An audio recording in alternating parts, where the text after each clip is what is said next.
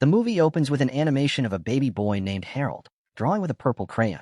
The narrator narrates, "Once upon a time, Harold went on an adventure with his purple crayon, and he could draw whatever he wanted. Sometimes he'd get in trouble, but would always think fast to revert from it.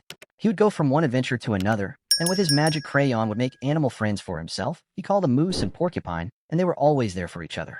The next scene, Harold had grown up, his world got bigger, and so did his imagination. With his purple crayon, anything was possible. Harold, with his friends, wondered who drew him, and the narrator responded that he drew him, and that he looks like him but old. Harold asks why he can't see him, and the narrator answers by saying he is someplace else, the real world.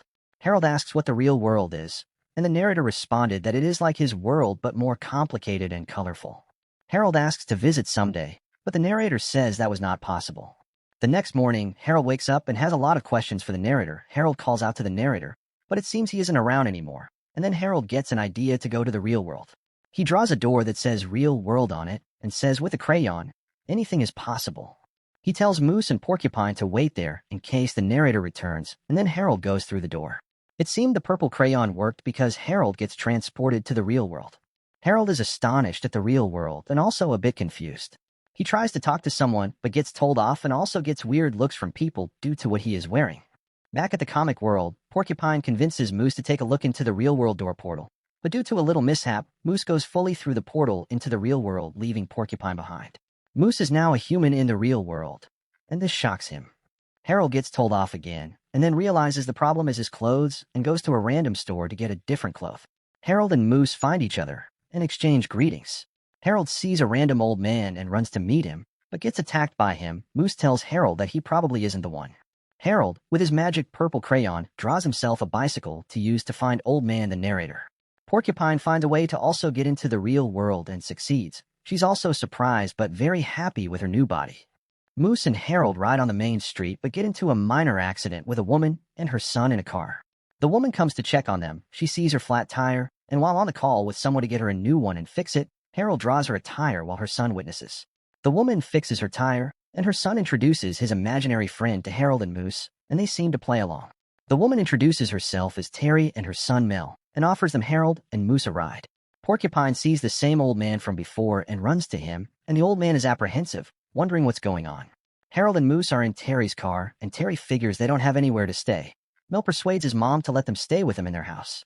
They get to Terry's house and get to know each other a little better. She tells them to enjoy and can leave in the morning. Harold is excited about the real world, but Moose seems a bit skeptical and says they don't belong there. But Harold tries to cheer him up a bit and assure him that when they find the old man, everything will go back to normal, and then they go home. It's nighttime, and Mel invites Harold to come take a look at his drawings. He opens up about his home life before his dad passed away. Mel makes a deal with Harold to make his mom happy again, while he helps Harold find his dad, which is Old Man the narrator. Harold shows Mel his magic purple crayon and gives him to try it out. Mel draws one of his imaginary pet friends. Porcupine wanders around looking for Harold and wanders into a random person's house. Porcupine runs away before she could get caught. The scene switches and it's morning time. Terry goes downstairs and sees a bunch of pies. She goes to meet the boys and she gets told that Harold made them. Terry also sees that Harold had made their house purple to make her happy, and Harold brings out his crayon and tells Terry he can do anything with a crayon. Terry doesn't believe then and tells Harold not to fill up her son's mind with more imaginary stuff, and Harold complies. She tells Mel he needs to go to school, and Harold and Moose need to go. Harold cuts half of his crayon for Mel. Terry drives off leaving Mel to go to school, but after Terry leaves, Mel turns around and says they should look for Old Man. The three start their quest to find Old Man. They head to the library, and the librarian tries help them find Old Man the narrator, but to no avail, because they have no information on him. The librarian unknowingly gives Harold an idea. Harold goes out to draw a plane to help Old Man find them.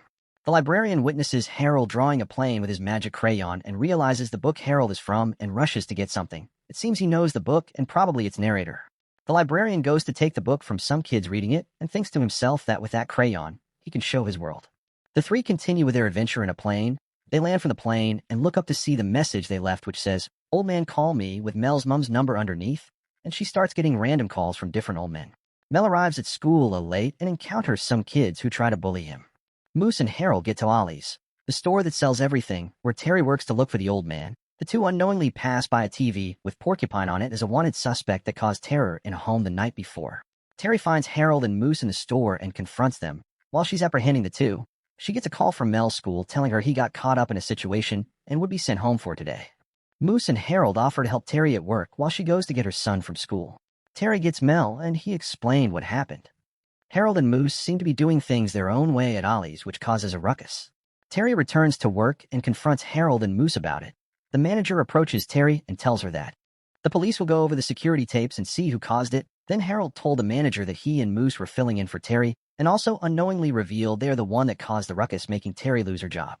Mel convinces his mom that it wasn't their fault, and she heeds and allows them to come back home with him again.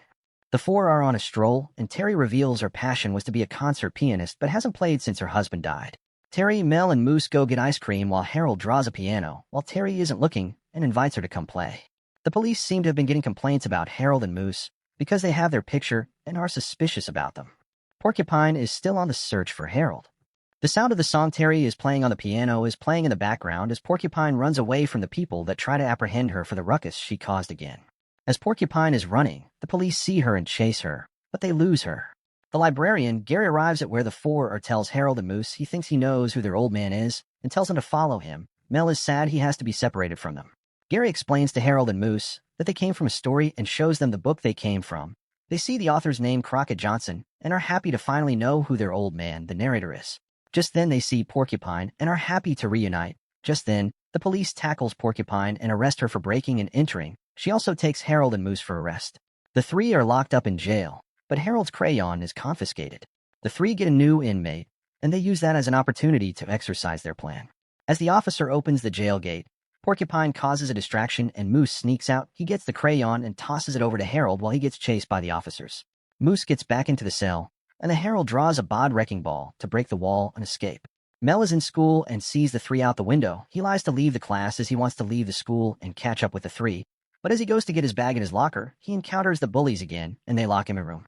Mel then remembers his magic crayon that Harold gave to him and uses it to make one of his imaginary creature pets, which breaks down the door and scares off the bullies. Mel goes outside to see the two, and also meets Porcupine. They tell him they know their old man's name, and as they were talking, Mel finds the man's address and they head there. Gary spots Harold and Moose and follows them. The four get to Crockett Johnson's house, and they learn that he had died, which leaves them devastated. Terry gets to where they are to get Mel and confront Harold. Suddenly, the motorcycle Harold drew, in which they rode there, disappeared. Moose and Porcupine asks what's going on, and Harold says it's over since the old man is around anymore, and says it was his world, and he's just a dumb drawing other dumb drawings, as he said that Moose and Porcupine disappear. It seems Harold's imagination had died. Harold is about to throw the crayon away when Gary appears and stops him. Mel and Terry's tire disappear, leaving them to wait for a mechanic to fix it. As they wait, Mel spots Harold in Gary's car. Mel tells his mom he has a bad feeling and thinks Harold is in trouble, but his mom cuts him off. Gary tries to manipulate Harold into giving him the crayon. Gary starts using the crayon for his own good and draws one of his books to life and keeps Harold hostage. Mel sneaks out to find Harold. Harold tells Gary that the crayon is used to make people happy and not for revenge. Mel goes to the library and finds Harold, but is also taken hostage by Gary. Gary is causing destruction with a crayon and leaves Harold and Mel in the library. Terry goes to Mel's room and realizes he isn't there. Mel comforts Harold and tells him to believe in himself. He brings out his own half of the crayon and gives it to Harold. Harold's imagination comes back to life, and he draws himself and Mel an escape, and every of his drawings reappear again. They spot Gary and stop him. Harold tells Gary to give the crayon back, but Gary doesn't heed. They have a draw showdown. Gary eats the crayon to stop Harold from taking it, making him have the crayon's power and be able to draw with his hands. Gary causes utter destruction. Amidst the chaos, Harold loses his crayon. Mel uses his whistle to call Carl, his creature pet, but Gary stops Carl.